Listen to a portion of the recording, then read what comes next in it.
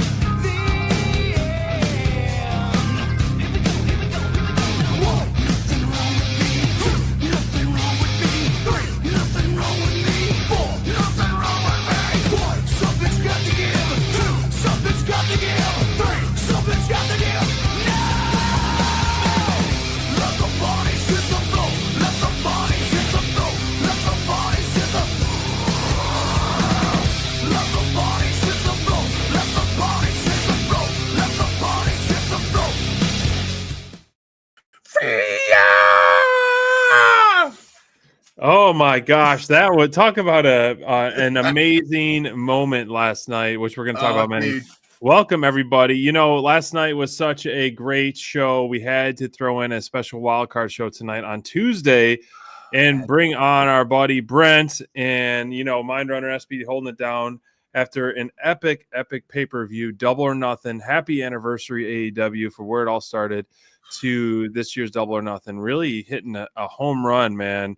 Emotions are high. My adrenaline was pumping all night. Yes. And fantastic show right off the bat. First thoughts from both of you guys. I'll just get it right here. One of the best pay-per-views, definitely best pay-per-views so far 2025. One of the best of all time in AEW history. Everything was awesome. I felt a little bit bad for the Adam Cole group because they were wedged in between two of the most epic matches of all time. And but even they were fantastic. So yeah, fantastic from cover to cover. From the buy-in to the main event, everything was tremendous. Fantastic. Totally agree. I mean, it was like it was the first time in a while where like I was watching it and like I was like on edge and I felt my like heart like Yeah. just the excitement, you know, of like just like pro wrestling. Like it just felt really good. The whole show flowed so well. It was awesome. I gotta, you know, shamefully admit that the build, other than the core matches, the build and the overall card, I was like, okay, this doesn't seem like a typical, like, you know, heavy hitting pay-per-view. However, in typical AEW fashion, they deliver every single time on a pay-per-view. And I love how the commentator team would, you know, hone out on this a lot of times, how they bookended the show. They're like, you know, even Tony Khan, like how he bookended the show, Owen and everything in between, the wire to wire show. I feel like it was definitely that ebb and flow of emotions throughout, of intense moments, you know, obviously from things like the stretcher match to Anarchy in the arena and everything in between and starting the show. But very impressed, really impressed with the show. And I can't remember the last time I had like a lot of laugh out loud moments too, in a good way. Like wrestling is entertainment, and you know, obviously it's emotional for so many levels, but the laugh out loud moments, like the shining up Ricochet's ball, that part was awesome. And then I think like the first song they played in Anarchy Arena, I'm so excited. And then they put on Drowning Pool. Well, and then at first though, the Mart was it the Revolutionary Pan Flute or whatever, the Founding Fathers, and then the Founding Father intro too. I was laughing out loud at that too. Oh, so, we're gonna get into all kinds. This thing, man. This pay-per-view. I know people online were talking about how long it was. Yes, it was. I mean, and the main event, as we were talking about, went 37 minutes long. It didn't feel like a long pay-per-view until, of course, the main event when people started to get sleepy. But it was a wild ride from start to finish. Loved it. It was a Valentine for all AEW fans. Loved it.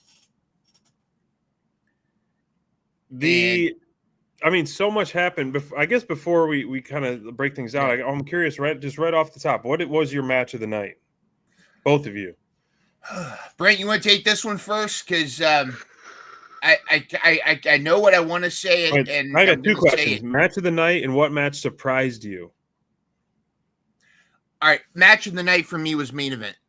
I thought Okay. match of the night was main event. People arguing it's too long, but the storytelling, the drama, the back and forth, both Hanger and Ospreay showed up to work, and it was fantastic. The near falls were great, and just the way it ended with Hanger, it was the redemption arc. The way Hanger came back, to me, that was the fantastic surprise. There were a couple surprise. I'm going to say surprise, and I don't take this the wrong way, but I was surprised how good Mercedes versus Hayter was.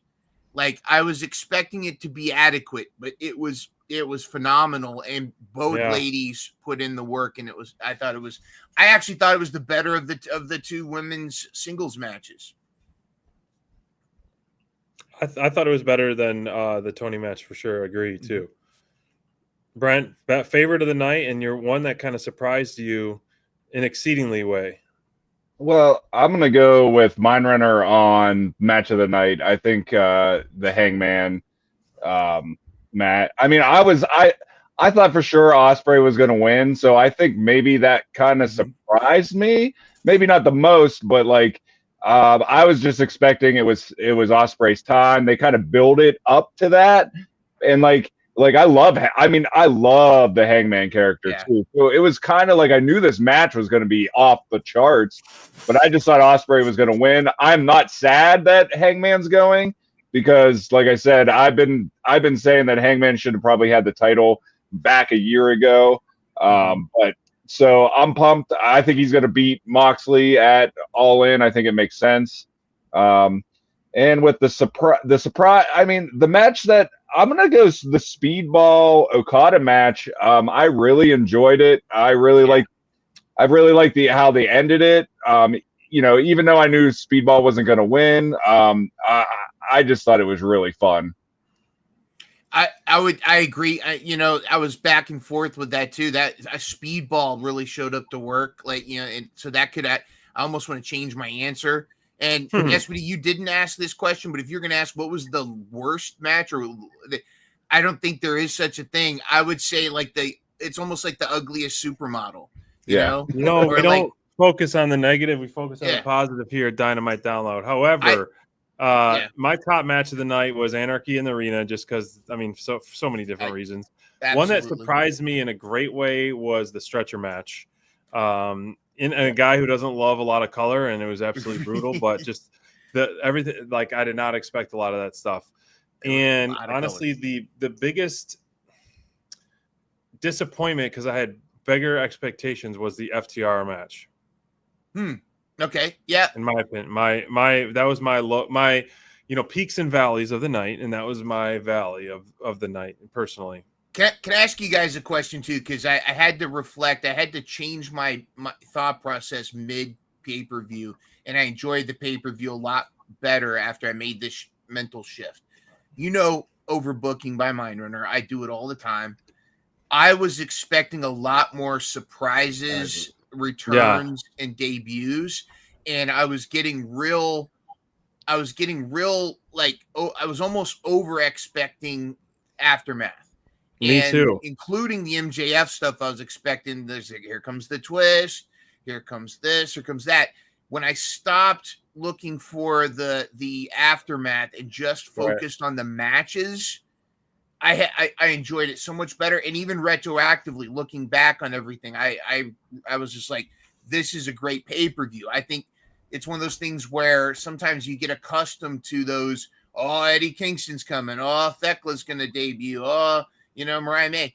And I felt like that was taking away from my joy of just enjoying this pay-per-view. Once I changed that mentality, I had a great time. Did either of you feel that way too?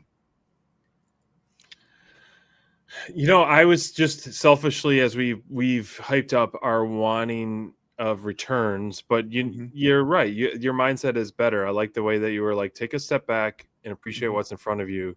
Don't, hang on wanting more, focus on who's in the ring now, the story in the ring. Don't keep, trying to hope for more when you can just appreciate what's in the ring. However, yeah, like, hindering. I don't know what, some light just turned off. I was like, did I lose power again? The Hounds of Hell are coming for you, Buddy Matthews. They're hearing me talk some smack. Yeah. No smack talking here. Yeah, I guess. Oh, you know what? It's because my foot's on the plug. There we go. There we go. Hotel life. That's what you gotta love. Yeah. Anyways, I guess what about? Were you hoping for a lot of surprises, Brent? Yeah, it's funny because especially when I was listening to you guys talk last week, I kind of was like, and how I watched this pay-per-view. So I watched the pre-show while I was listening to Pantera in Philly live, and then I caught the main event at the live casino after the show on my phone, and then I rewatched all the I went back and watched all the matches just today. Just before here, I came on here, so it was kind of weird how I watched it, but it's funny though. So like I was saying, I was listening to you guys last week talking about, so each match as I was watching it, I kept thinking in the back of my head, we're going to see Mariah May come out with the Toni Storm match, and but I kind of forgot about it. Like, I would think about it before the match started, but then I forgot about it once the action came in and the matches were usually so good that I just didn't really even think about it, which was good. Yeah. I got to go back and watch that 8-man listening to Pantera. Yeah. I mean, just imagine the Bandito and Commander and Hologram doing flips and AR Fox doing the flips in the air while you're jamming out to some Pantera. I would just had my phone here while I was watching the and what I did was too, I watched it on ppv.com because I wanted to be in the chat because Thunder was in the chat. So I wanted to see. I never did something like that before. It's a cool concept to be able to exactly. We to be able to live chat. We've thought about. I think we've tried maybe a live watch along, but a live chat. I will have watched it on Thriller before, and there's a live chat element to that too. But it goes so fast to so many people. It's almost a little distracting. But if they can hone in on only the key admin people, having comments and things like that, I think that's better. Is that how that works for ppv.com? It seemed like it. I mean, it wasn't too heavily, I don't think there was a ton of people in it, but it was a good flow, but Thunder seemed to catch up and talk with people in there. It was cool. I really enjoyed that, the concept, just seeing her reactions to things that were going down. So it was fun. What seemed to be Thunder's biggest pop of the night? I'm trying to. So I just did the pre-show. I mean, so watching that and towards the end, I know she was saying how she was getting kind of tired towards the end of the. Hopefully it was because it went so long. But I know she just said after the pre-show, she's like, I can't believe that was the pre-show and we're not even into the pay-per-view yet, and she was just praising the women, in that match too. Because that was awesome too.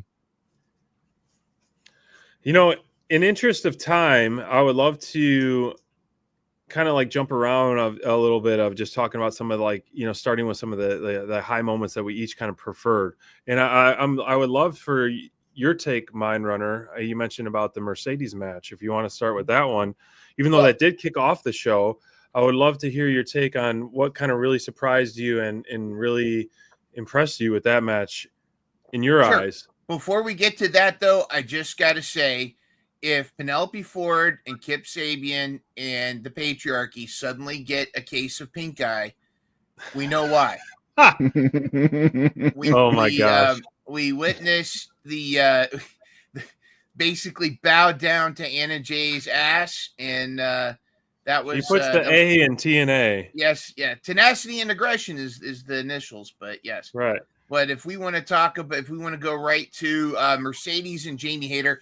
Now, this again, we talked about on the preview show how I wanted Jamie Hayter to win, but my brain and gut was saying it's Mercedes, and that's business too. You want to put your you have your two champions at the Super Bowl or the WrestleMania of AEW. However, I felt like this match, both ladies showed up. They did a great job making me wonder, is Jamie going to get the win? And I know that Mercedes has gotten some flack. I was a little skeptical of the CEO. I was the CEO or the stinky hoe, whatever you guys want to say, for the longest time. But like I talked about, ever since that first Statlander match, she's really grown. Pairing her with Harley Cameron really helped flesh her character out as well. This was one of her best matches, I think, not just in AEW, but I think even this is better. This is a better version of her, as better than Sasha Banks ever was. I think she showed up to work. I would say this is either one of her top 3 matches, if not her best match that she's had.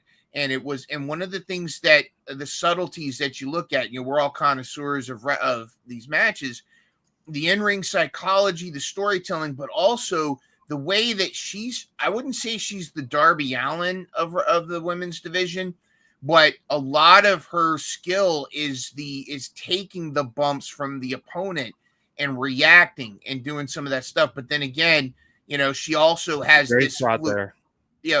This fluidity of just being able to apply these, the submissions. She's almost snake-like, and not in a sinister way, but like in moving, where she's back. She's got this. She's got it. She does a surprise roll-up. She gets in a chicken wing, an arm bar. Oh, I went a little too far. Get chicken wing and arm bar, but I felt like there was a sinuity to her, the way she was wrestling, versus Jamie Hayter's power. And just like she won, the way she won was like a snake, and it was a sneaky little move rather than the only power move she did was that was it the Meteora off the apron. That was gnarly, but the whole match was fantastic. Kudos to Jamie Hayter for being a great dance partner.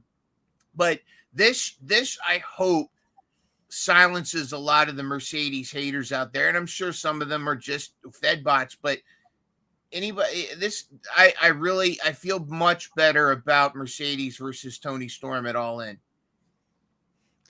You said some, Crayfish is in the chat on Instagram. He said snake-like. He liked your comment on that. Nice comparison. Key things that I heard: fluidity. Also, she's very, not just like a snake, but a chameleon because of the way she can adapt to her opponent so well. I don't see, I guess I don't dive too much deep in, but like the hatred, is it heel hatred or is it just jealousy hatred, or what is on the line? Because she's done so good. I think it stems from a few things. I think one of there's the she betrayed WWE and blah blah blah, whatever. There's those guys. But I think I was in the camp of when her debut at AEW was a little touch and go. She didn't wrestle right away. Granted, she's coming back from an injury, but she debuted, but then she didn't wrestle. And then, there was arguments. She's bringing in people talking about how she brought in her own booking team. People started referring her to like a new Hulk Hogan. Like, that doesn't work for me, brother. Whatever. I didn't like her match with Britt Baker, but how much of that was DMD, whatever, but when she's evolved, and whatever rust or whatever bumps were, whatever it's kind of like, if you look at Toni Storm, same way. It's when Mercedes found her groove, it's like something clicked when she had that first match with Statlander, and then that second match, and then everything has gotten better progressively since then. And I feel like she's shutting up a lot of haters. There's still going to be people that are tribal about that, but I think that might be where the origin of any kind of Mercedes hate might be coming from. But if you were putting a company together and trying to strengthen a division, and you had the opportunity to sign someone like her on her caliber and book her the way she's been booked, I would do the same thing 100%. Back up the Brinks truck. Yeah. Well, exactly. You know, she comes in as a babyface. You know how good she is a heel. Turn her a heel, and then just have her go through the whole division, cocky, and get the heat that you want to get and build up her name. And you know, as Tony said in his scrum, you know, maybe you can go over to Ring of Honor because you're on all these promotions, you're on all these continents, you're all over the place. Like, does it get any better of a person to spearhead a division right now? And get more eyes on the division right now with what she has to bring with her name that she's already carried over with and what she's been doing so far. And so I love what Mercedes did on Double or Nothing and what she has been doing. And all good heels get real heat, you know. Yes. And so whether it be the go home heat or whatever it is, and you know, so like but she can walk the walk, talk the talk in so many different ways. And I think she's just gonna. I don't know if I had a book All In today. Would you book her beating Tony? Brent? Oh, that's a tough one. I know. I think she. I mean, if you're gonna put Mercedes against Tony, I think she's gonna beat Tony. I don't know if I want that, but I think I would have booked this completely different. I mean, this is like you guys are saying, this is the money match, but I mean, if I had the choice, I probably would have had Hayter win here. I probably would have had Monet take on either Athena or Thunder, both of or I'd have Athena versus Thunder because they're from Texas. But I mean, I'm not sad though because I think the match is going to be amazing. I mean, you know, Tony Storm is. I mean, the only thing is, like, I think you want to keep the belt on Tony longer.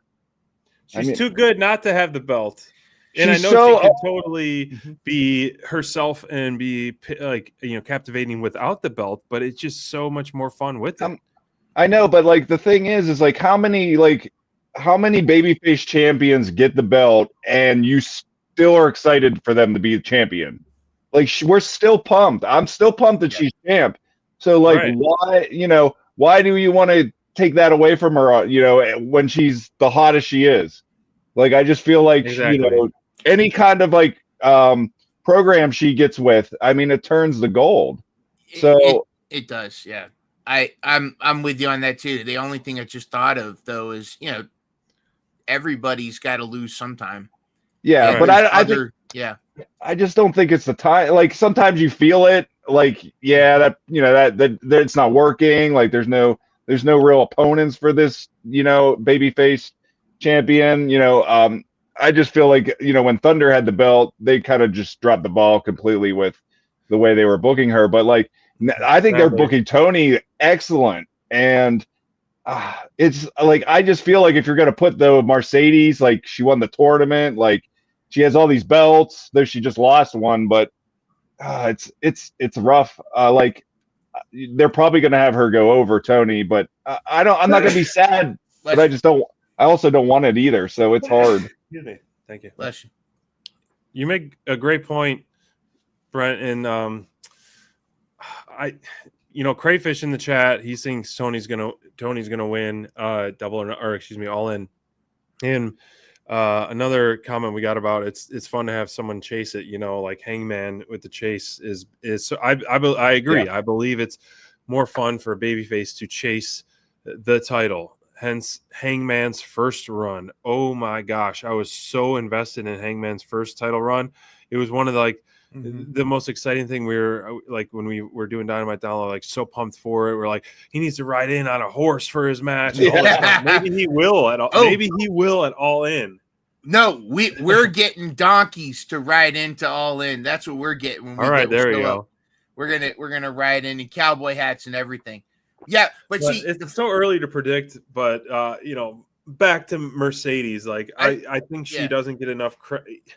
She's getting a lot of credit, but I feel like she should get more credit for the body of work she's put in for AEW.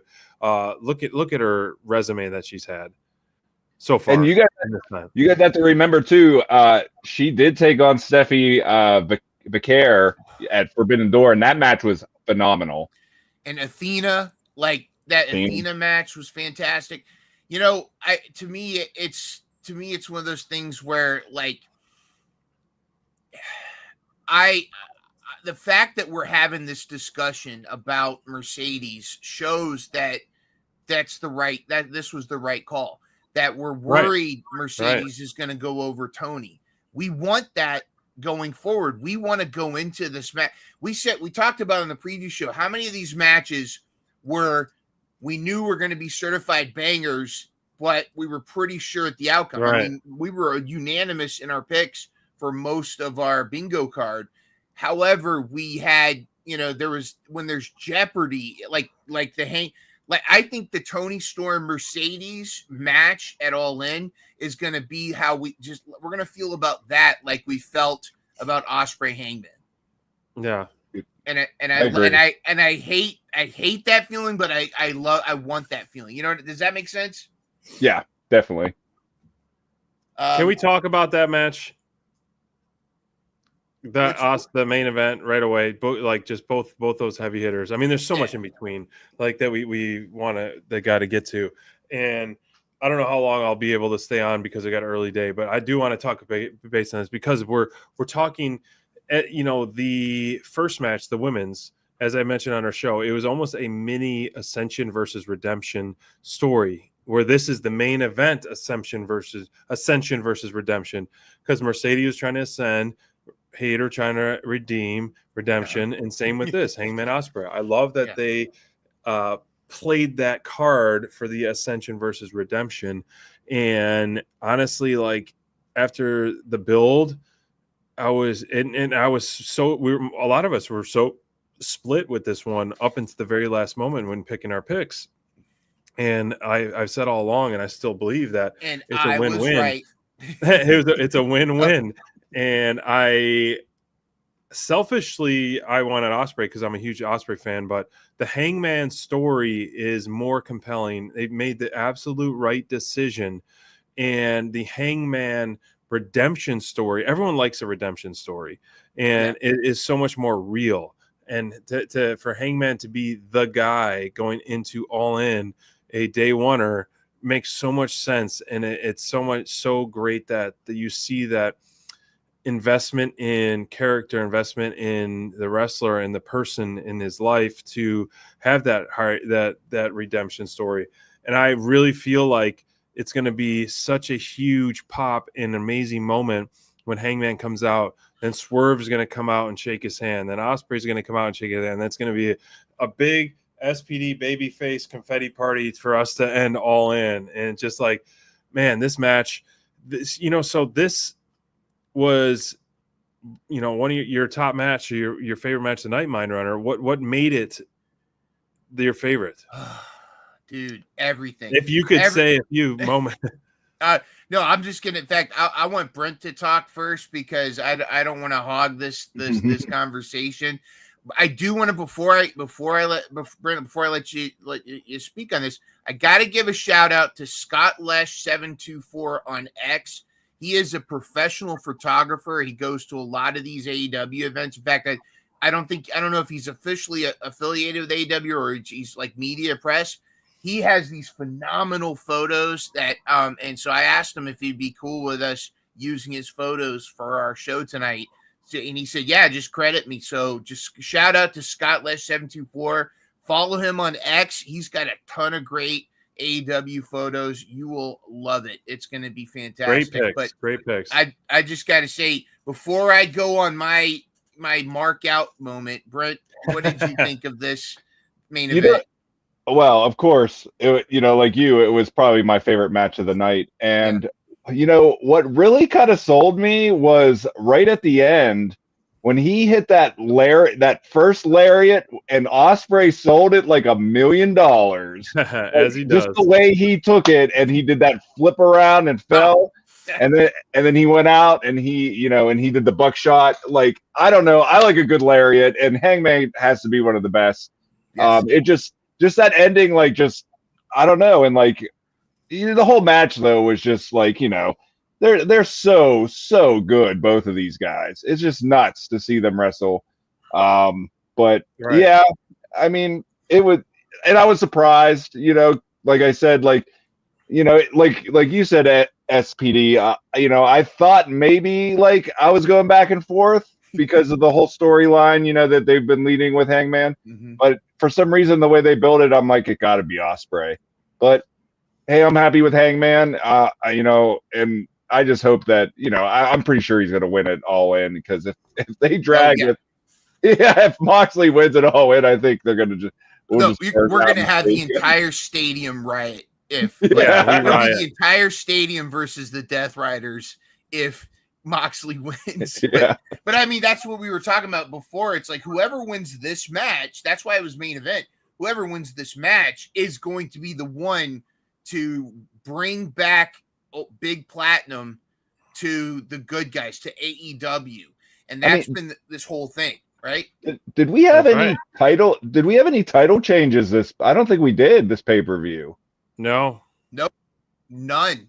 So I bet you there's going to be a decent amount at all. Well, the trios were not defended. The TNT was not defended. The international title was not defended. TBS was not defended. So not maybe half defended, half not. But yeah, I would love for them to do some kind of. They have got the Grand Slam in Arena Mexico. They could do a title change there potentially, but sick. All In is going to be, especially in that huge crowd. I mean, that's going to be incredible to watch on TV. Good night, Courtney. Thank you for joining us. Have a good night. We'll see you on Thursday. Yeah, we'll see you on Thursday. But yeah, All In, in the chat on Instagram, we're saying, it's the biggest show of the year. They got to send the people home happy. So there's only one way to do that, is giving us some cowboy shit to go home with in Texas. Yep. And I think that's going to be like Avengers Endgame, because it's going to be Hanger versus the Death Riders. It's not just going to be Hanger versus Moxley.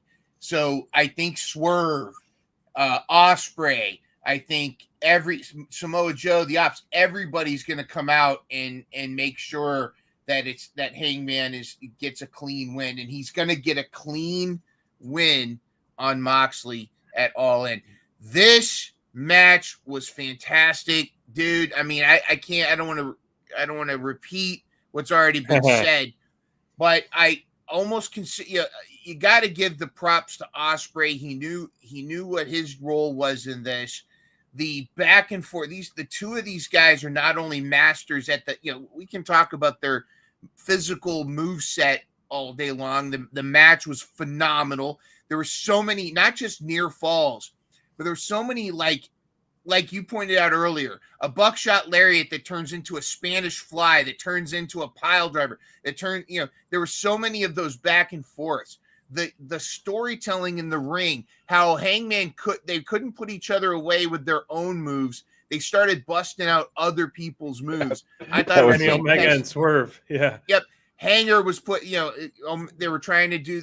Ospreay tried to do a one-wing angel because he's thinking, is this going to be the thing to beat him? Hanger did the Swerve move. Hanger did. I almost said Charlie Daniels. He did Christopher Daniels. He did Charlie. I'm sure he did Charlie Daniels also, but he did the Christopher Daniels moves. He was doing a ton of those things. And I thought it was such great storytelling. Hanger's so great. He and Swerve are so great with their emoting in the ring too. Like, he has a great way of just that crazed look he gets in his eyes, all that kind of stuff. The back and forth was fantastic. As long as it was, it was in the edge of my seat. And then when he won, and Rumsberg handed him the title, this was a real emotional moment. 100%. We were at Norfolk when he first kind of confessed to us that he's had a rough couple years, but he's trying to make amends. He wants his children to look up to him and be proud of him. He made that similar statement that a week later. I guess we were like a practice run. But you could feel this redemption arc, and those of you that watch the Scrum, those are legit tears, and this is foreshadowing. This is foreshadowing of what's to come in Texas, and I'm here for it. Fantastic. I mean, it doesn't get better for this storytelling. I love the pacing they did. I don't care about the total time of the match or the total time of the pay-per-view. The pacing of this felt right, and you kind of had to do this, in my opinion. And the commentator team did a really great job all night long. I do feel a little bit bad for Tony Schiavone because I felt like he got a little bit picked on. If you kind of paid attention to some of the stuff throughout the night, he was kind of getting picked on from both Taz and Excalibur. That aside, but the pacing of this match was so fun, and the emotion levels was so high. It's just wow. I still am in shock that Hangman won. I don't think I would be as shocked if Ospreay won, but I think it was more expected than anything. Sorry, this damn. No, I think it's somebody. But the Hangman, I keep thinking Hangman you're about winning to go is one-on-one with the Undertaker. I know. So happy for it, and like I said, that last time he was in the title run. So when the Young Bucks came out, was it for Hangman or Kenny when they kind of gave them the nod of approval to like finish the job? It was for Hanger. It was. You see that happening again? If there's some kind of turmoil with the Death Riders and stuff, the Young Bucks come out and they almost, come out to help the Death Riders and help beat up Hangman for them to lose, and then they're like, wait, hold on. And they kind of give them the nod. It almost like repeat itself. How insane would that be? I don't know. Then you could do the Elite feuding with Death Riders right after All In. I don't know, man. I don't know what the Bucks are planning. The EVPs, it could be. I do know. I think though, if you go back to the this image right here that we just had with Ospreay at the end, the way that, because here, Hanger's having this great moment. It's his moment. He walks away, he stops, and he purposely comes back to the ring to shake Will's hand. It wasn't that he didn't have to, because the moment was his. The moment was his. The confetti was for him, but he made sure he went back and they shook hands. This right here, plus his story with Swerve, is not over. That whole, remember he said, you burned my house down. And he goes, you deserved it. And Swerve goes, I know. Oh, this is such good storytelling. And I think we're going to see Swerve and Ospreay at minimum are going to be in his corner stopping the Death Riders. And then they're going to be the ones giving him the approval. They're going to be the ones. Babyface is going to be alive and well for a while. And I love Moxley. I love Kenny. But we're looking at the class. These guys are the, Kenny and the Bucks and Jericho and all of them. Those are the Hulk Hogans and the Andres and the Roddy Pipers. Mm-hmm. Hanger, Ospreay, Swerve. They're the Rock, Stone Cold, Triple H's. We're now, this is the new class. The new top of the mountain is these guys. Darby, when he comes back, that's what these guys are, and that's what's starting to happen. Is now it's about them. It's about Swerve, Ospreay, Hanger, Darby. It's about those guys, and it has to be a homegrown AEW from the jump. Hanger bringing home the title at All In. 100%. And we will be there the show is in 46 days, and all three of us will be there plus one as well. So it's going to be an awesome time at All In. You named a lot of names. Yes. And a lot of those names were in a huge match. And it was quite a lot of names. So I was thinking about this. You have 1, 2, 3 former world champs and 1 current world champ. Pretty much everyone in this graphic except Marina, and that's it, has not held a title in AEW. Yeah. Pretty wild to think that. Every single one of them. And good God, from this was a Valentine to AEW fans, I feel like. Yeah. I mean, this was way better than I expected. Yeah. Come over here, bud. Way better than I expected it to be. Swerve is top 3. I think he was kind of number 1 for me last night or the other night, because the Predator entrance. Oh, so good. My, I was geeking out so bad with that Predator freaking entrance. I mean, and then the infrared and all that. That was fantastic. Willow coming out with the chain. Everything was great. Now, my only gripe, and please bear it, Brent, understand me when I do this. Please understand when I make this complaint. It is like it is such a petty complaint, and it's the one thing, and I'm sure it was a copyright issue. But when Samoa Joe didn't show up with the ops, I immediately was thinking, dude's gonna show up in an ice cream truck as Sweet Tooth.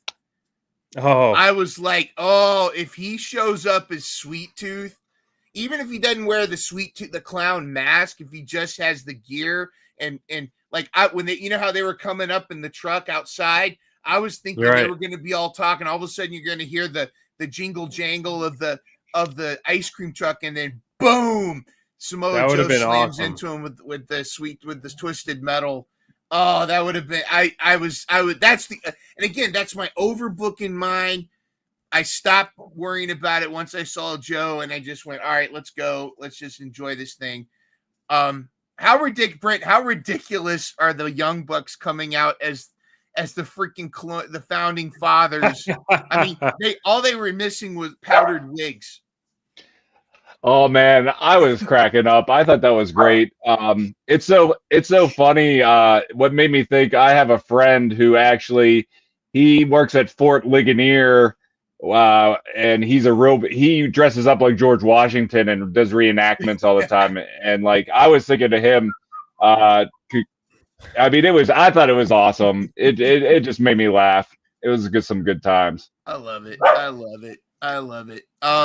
And you know, you're gonna have ladies in Anarchy in the Arena. We started getting some mixed gender action. I mean, Marina Shafir, she effed around and found out with Kenny, and I don't have pictures of this, but Willow taking on everybody.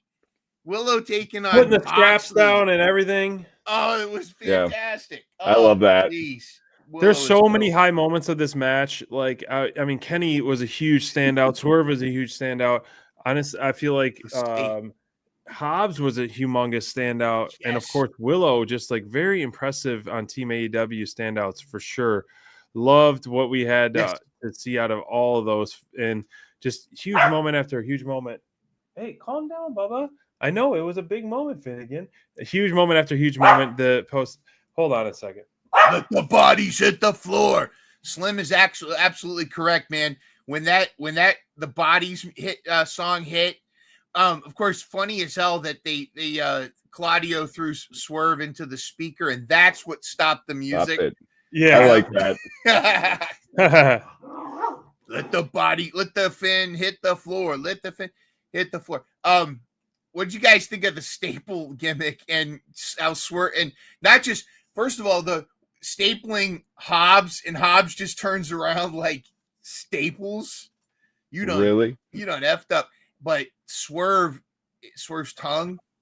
Oh gosh, like I didn't realize she actually got his tongue, but all the photos and stuff afterwards was awesome. I mean, everything. I loved the quad camera stuff, the huge moments of throwing Yuta off the thing, and then Kenny with a humongous backflip off there as well.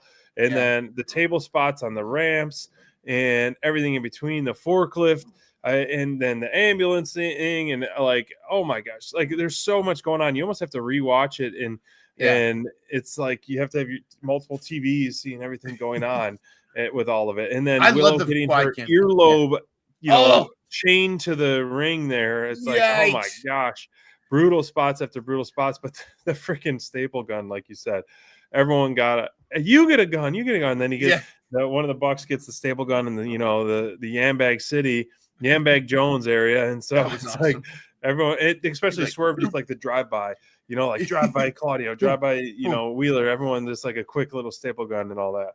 I love the way it's like in a match like that. It's like, how is it gonna end? Like, what is it gonna take, to do it? And we saw the ring come apart before. We've seen some come out of gasoline. We saw exploding shoes. Now we got the thumbtack double stomp. Exploding table tonight. Yeah. Fantastic. So, this is, before we talk about this photo, I'm very curious.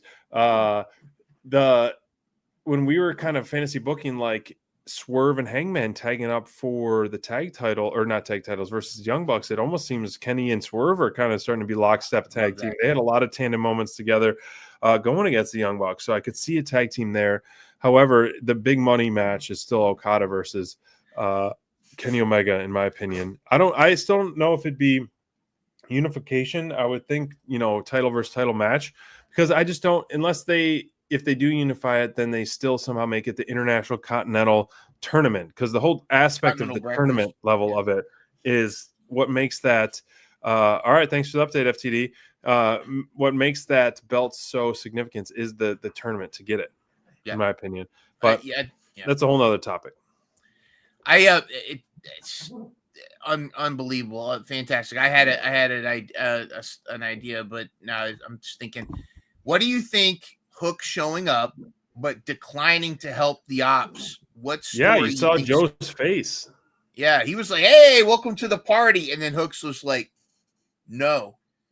Right. I don't know. Is this a storyline? Is he turning? Is he? What do you think, Brent? Yeah, I think.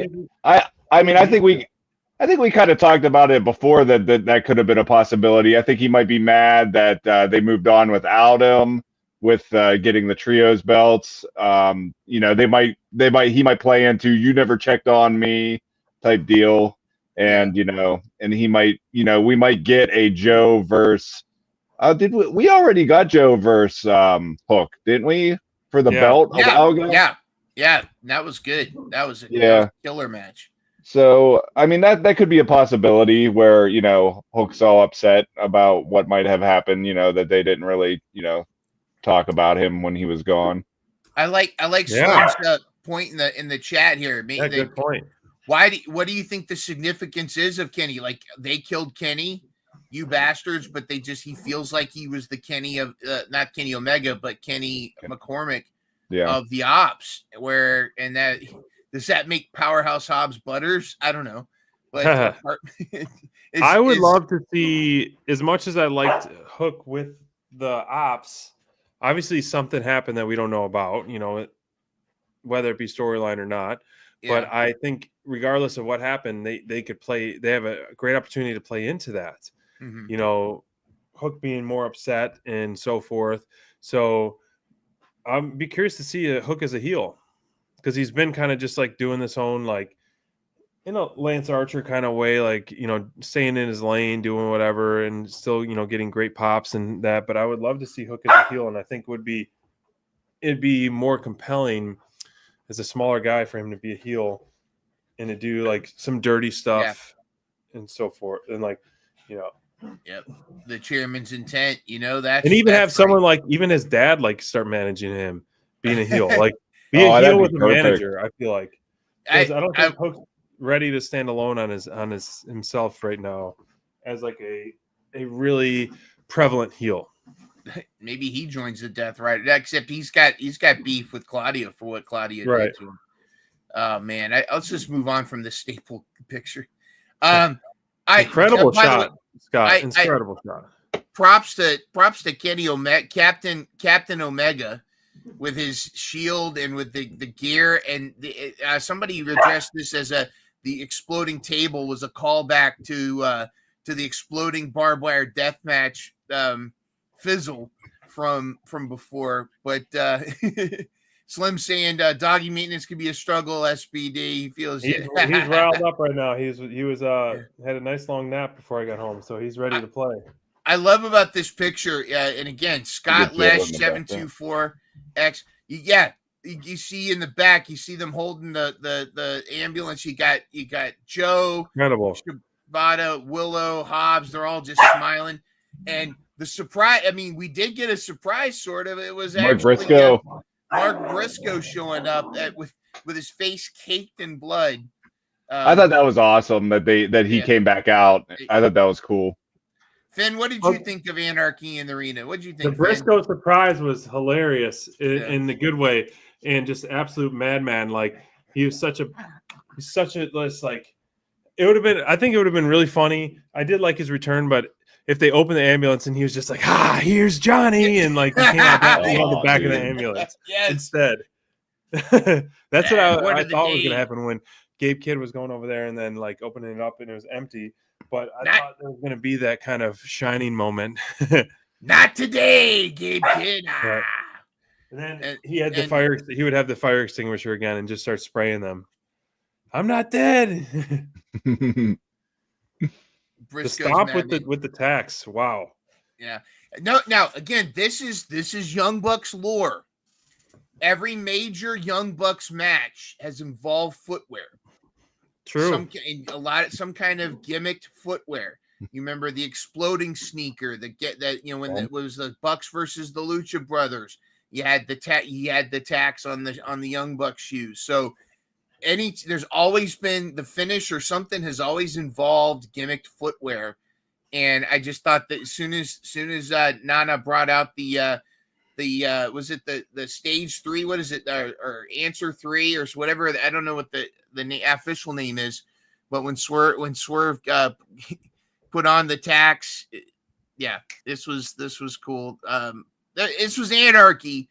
The only thing it was missing was Sweet Tooth, and it was missing a Dippin' Dots moment. Other than that, it was fantastic. So good. That Dippin' Dots moment was in Pittsburgh. Oh, was it? Was that your area? Like, I still have that recorded as a screen recording, and maybe I'll find it for maybe next show. Not the Dippin' Dots. That's true heat. Were you at the show? Not ever do to anybody. No, that was the first time they were in Pittsburgh, and I missed it. I was so sad. I saw it on TV, but I was like, I could be there. It's so funny. I think that's the only one I missed. Oh, dude, it was so cool. I know we're short on time. Is there another match you guys want to talk about? I mean, I'd love to sit here for hours and talk about the whole thing. I'd like to go back and watch it. You mentioned the one match that surprised you was the Okada speedball match. Brent, a lot of people on social media, I'm loving Okada. I actually think he's funny. I like his bitch, that whole thing. But I guess there's some hardcore wrestling fans that are downing on Okada not being serious and whatever. I thought he was fantastic. I thought he's been fantastic every time he's wrestled. Do you feel like Speedball, though, kind of forced the next level game out of Okada? Did he kind of push Okada to really top perform? Like, do you feel like Okada had to keep up with Speedball in that match? And what was it that impressed you the most with this match? Well, I think you might be right there, because I know a lot of people were saying that, like, Okada hasn't been on top of his game like he has been in Japan. And I think too, I mean, it's a different, you could say it's a kind of a different style here in the US. And two, like, I think he's just trying to find himself. Yeah. Like he's trying to connect with the audience, not every person, AEW fans seen him in, New Japan. So like, I think it's a learning curve for him. And I think he's doing a very good job of like adapting and just seeing what's going to work. His in-ring style, though, I think, he's sharp at what he does, So the one thing I kind of liked about this match, it kind of was a little slow at first. I liked how Okada was like, he kept throwing Mike Bailey out. He was working his legs. Yeah. Like, it was kind of like a methodical, like old school type of wrestling match, but with like, Mike Bailey would like turn it up, and what you said there, Myndrunner, I think is true, where like, I think, maybe Okada was like feeling like, hey, maybe I got to like, turn it up a little bit here because like Speedball's really pushing me. I mean, I know as like when I used to run, in high school and stuff, when you're practicing and you want to run with the best people on your team. Yeah. Because you're gonna push each other, and you're gonna always want to be better. So like, I think maybe he might have been feeling that, where like, oh, you're gonna do this, I gotta stay with you, I gotta keep going, So you just gave me flashbacks to wrestling practice Indian runs, man. I was heavyweight, so it was like I was always like, oh, the guy next to me was the lightest weight, and we had to run. If you know what Indian runs, where you run single file, and whoever's at the end has to sprint to the front of the line. You're all running. Yeah, I got you. Yeah, front of the line, and then eventually, like I finally catch my breath at the front, and then the next thing I know, I'm last again. And I'm like, I gotta run again. But yeah. Oh, this was fantastic. Speedball, I like the comment here. Speedball did him justice, definitely pushed him a bit. Okada's still thriving and trying, and Deb, I understand what Deb's saying. Full Tilt Deb, I'm tired of Okada always winning. I know it sounds dumb, but enough for Red dropped the belt. I think we're going to see a merger. I think we are going to see that merger with Kenny. I think it's going to be Kenny. That, and I think it's going to be Kenny that ultimately gets that. So we'll see. We'll see what happens. There we go. Hold on. Let me play the audio. Bitch. Hager. And Dustin. For the love of God, stay away from the Dippin' Dots. Not the Dippin' Dots. And then, Hager with the low blow. The undefeated MMA fighter, Jake Hager, in his first match setting against Dustin. Dippin' Dots. Oh, no, not the Dippin' Dots. The damn Dippin' Dots didn't do anything to anybody. That's heat. That's heat. The Dippy's got heat. I love that comment from Ted. That's heat. Oh gosh. I don't know if you guys want to keep talking, but I got a early morning. If not, you guys stay on for a little bit. SPD will ride off into the sunset. You got one more pick or one more thing we want to talk about? Yeah, real quick, let's just reveal our top performers. We all were like, everybody was a top performer. I think it was like throwing a dart at the wall. Was a top performer. Just put the logo AEW pay-per-view. But we if we had to we kind of forced ourselves to kind of pick, and I think I was second guessing my pick 50 times since we went live. I chose Willow. I thought Willow was phenomenal in the Anarchy in the Arena. I love that she took on everybody. She was so great. That moment with her and Hobbs where she got all fired up and did the strap thing just like Hobbs does and like she does normally. Spot on. So good. I thought she was fantastic. SPD, I get why you went with Hangman though.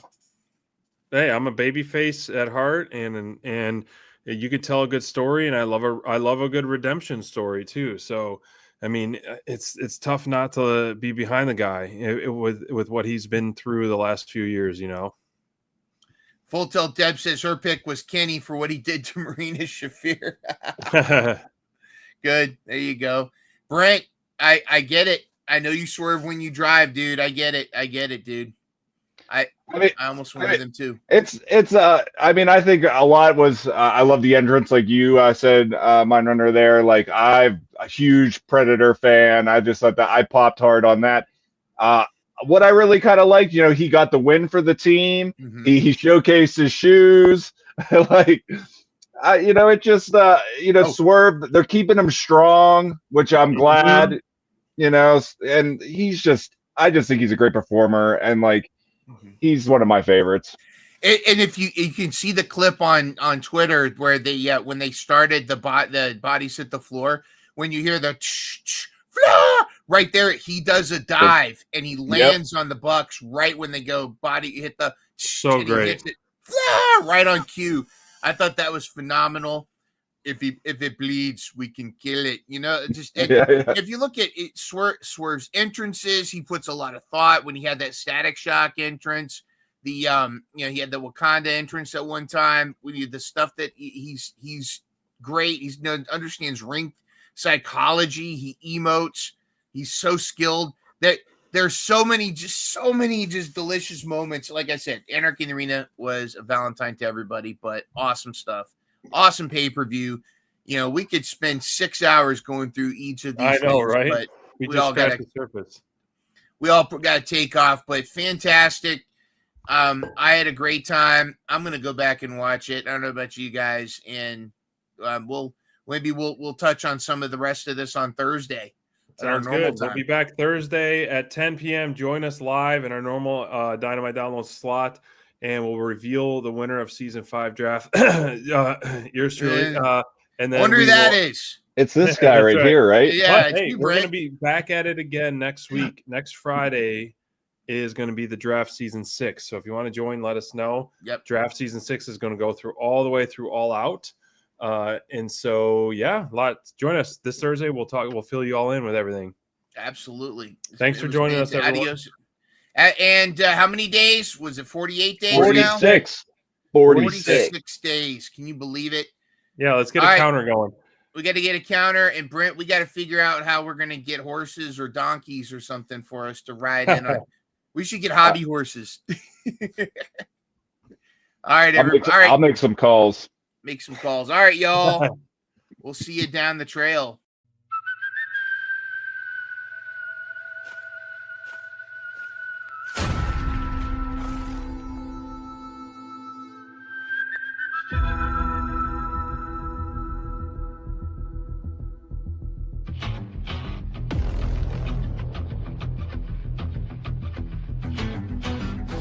I'm your huckleberry.